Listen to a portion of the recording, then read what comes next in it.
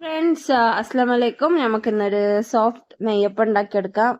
അപ്പോൾ ഞാനൊരു കുറച്ച് അരി പച്ചരി ഒരു 4-5 മണിക്കൂർ പൊതിർത്തി വെച്ചതിന് ശേഷം വെള്ളം ഉരുക്കി, നല്ല വെള്ളം ഉരുക്കിയതിന് ശേഷം ഇതുപോലെ നല്ല ചൂടോടെ തന്നെ അരിയിലേക്ക് ഒഴിച്ചു കൊടുത്തു.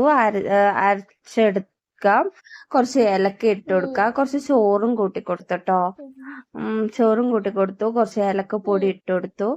എല്ലാം ഇട്ട് കൊടുത്തതിന് ശേഷം നല്ലോണം ഒന്ന് ഗ്രൈൻഡ് ചെയ്തെടുക്കാം. കുറച്ച് തരിയുള്ള രീതിയിൽ ഗ്രൈൻഡ് ചെയ്തെടുക്കാം. അതിന് ശേഷം അത് നല്ലോണം അരച്ചതിന് ശേഷം ഈ പരുവത്തിലാണ് കേട്ടോ മാവ്. അതിന് ഞങ്ങൾക്ക് ഒരു കപ്പ്, ചെറിയൊരു കപ്പോളം മൈദപ്പൊടിയും അത് ചേർത്ത് കൊടുക്കുക.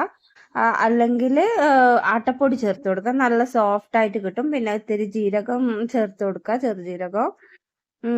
അങ്ങനെ 2 ചേർത്ത് എല്ലാം ചെയ്ത് ഞങ്ങളെ ക്രിസ്പിയായ നെയ്യപ്പം റെഡിയായി ഫ്രണ്ട്സ്. അപ്പോൾ പെരുന്നാൾക്ക് കുയ്യപ്പം ചുട്ടിട്ട് എനിക്ക് നന്നായിട്ടേ ഇല്ലായിരുന്നു. അതുകൊണ്ട് ഭയങ്കര സങ്കടമായിരുന്നു.